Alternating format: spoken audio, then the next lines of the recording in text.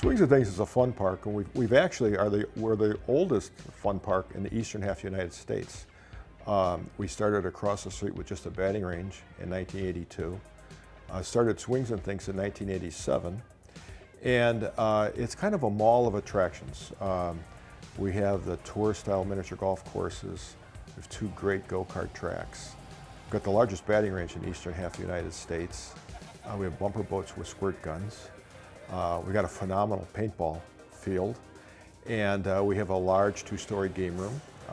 And the 2 things we've added, well, we added a bar last year, but one of the things we're well known for was we make our own homemade ice cream, and trust me, that's worth the trip in itself. In our industry, having beer and wine at least, if not a full liquor license, has become very popular.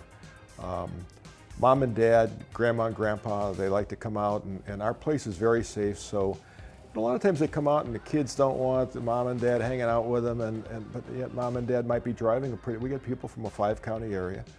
So they kind of like to watch a game or watch something and maybe have a nice cold one while the kids are are playing and they're enjoying themselves. I think the nice thing we were able to do here is we put it in the middle of our park where you can look out and see most of our attractions. So you can kind of have eye contact, and yet the kids don't feel like you're hovering. And again, they can have a nice cold one.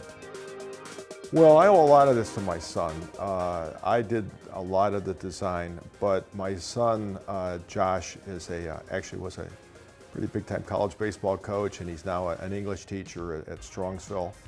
Been teaching there a long time. And he didn't get this from me. Somehow he taught himself to be a great carpenter. And he basically did this entire place and built the bar, and we had a lot of fun building it. We'd come up with ideas. Money was no object to him, so but you know, he did a great job. It turned out great. People love it, so that's all that matters. When we started Swings and Things in '87, most people didn't know where Olmsted Township was, and every attraction we put into the park we felt had to be the best it could be to get people to drive out here.